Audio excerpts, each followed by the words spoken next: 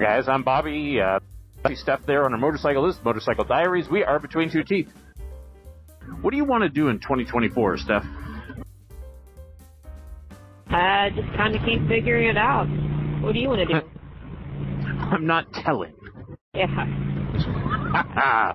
You know what? I think try to keep figuring it out. I'm going to say keep figuring it out.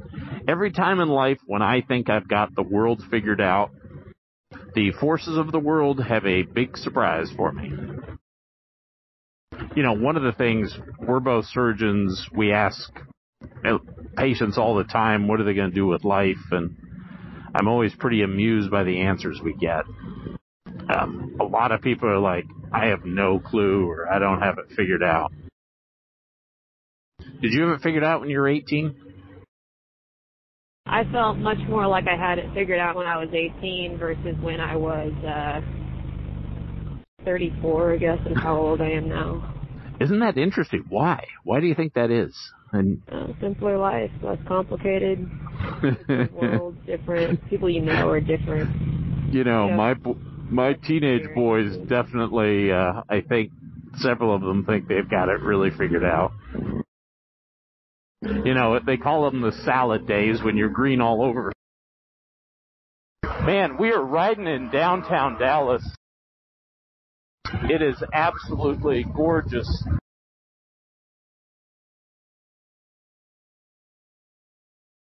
Oh, wait. I just cracked my helmet for a second.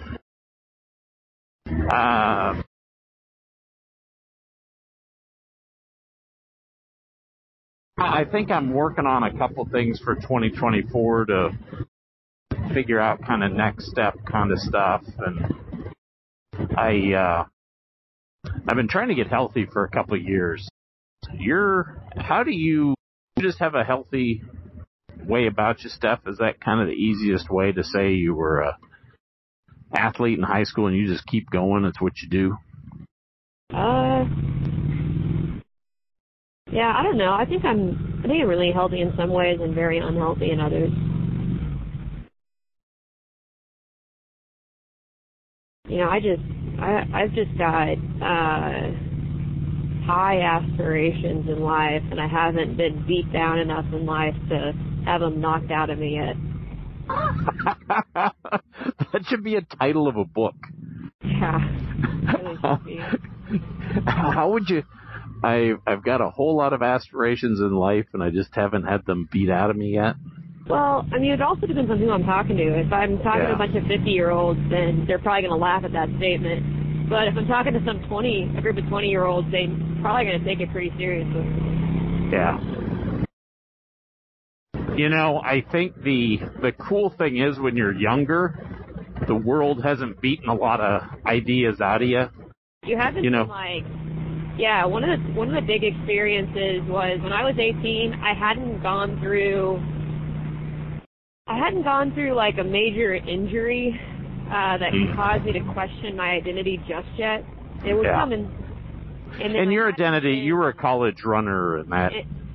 And I also wasn't, I don't know, like from 2020, you know, because I went through a divorce, I hadn't been subjected at 18 yet to a lot of just judgment, I guess. And, you know, I also hadn't, at 18, I hadn't gone through, you know, with dental school. When I started dental school, I was pretty burnt out as it was, and just kind of, like I said, coming off a, you know, injury that was, in my head, catastrophic, that didn't allow me to compete. So, you know, you're going through dental school and, you know, never have drank in your life. Alcohol becomes like this thing that is social glue and... Just a crutch? No, I mean, I wasn't even the one that was drinking the most. I had never drank before. So imagine your first year of college or, you know, senior year of high school being your first year of dental school. It's just a lot of, it's a weird... You were delayed on some of the experiences. I came in with a different take on it because I had a hard time getting into dental school. You know, you waltzed in and got into everywhere that you applied.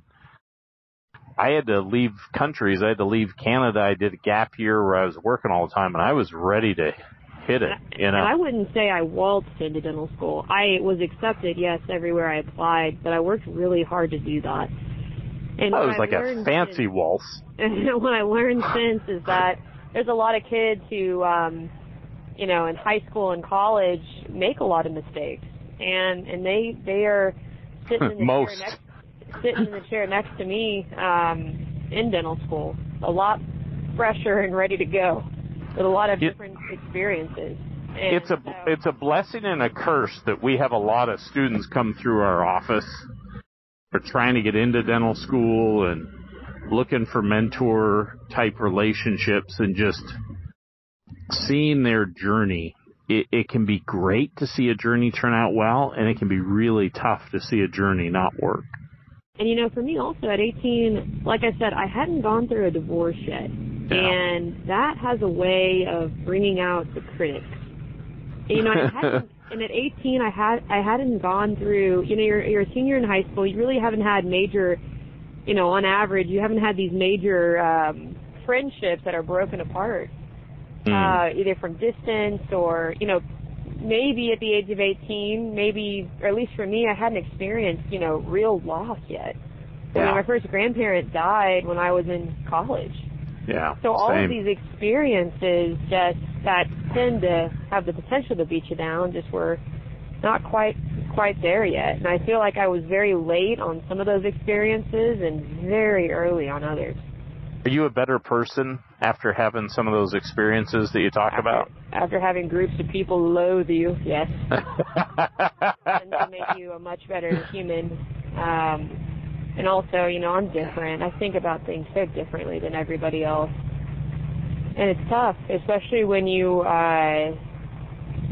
have the first 20 years of your life based on, you know, the views of others, which is what an athlete, and we got cones up ahead here.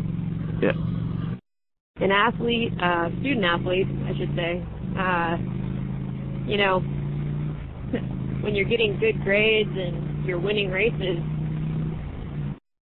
really trying to hone in on what your parents and coaches and teachers want, and then all of a sudden you're just at a... Is it just hard to have your own identity? Yeah, it is, and then you're just at a different spot, you know?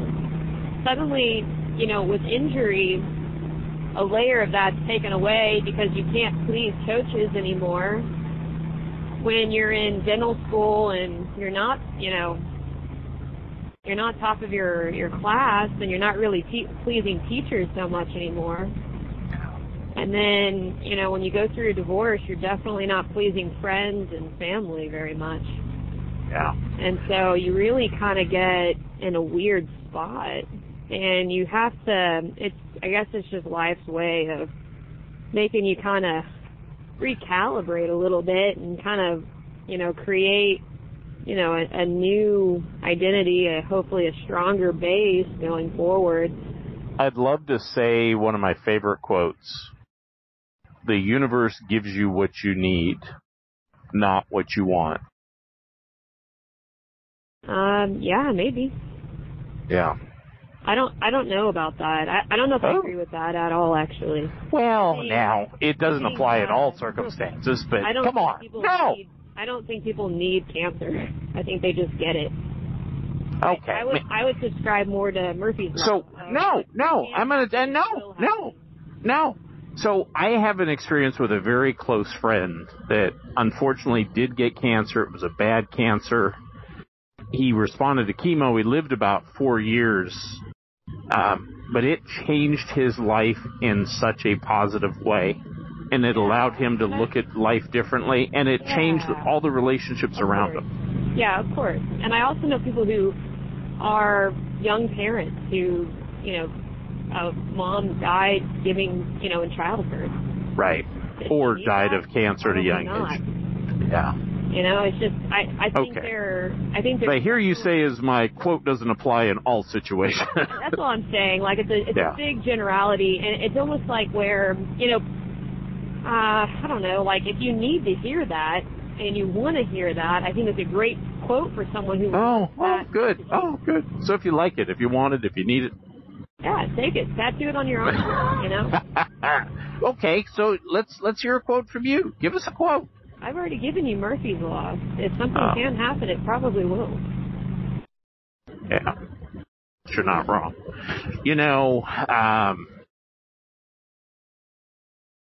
putting yourself out there could make some wonderful things happen.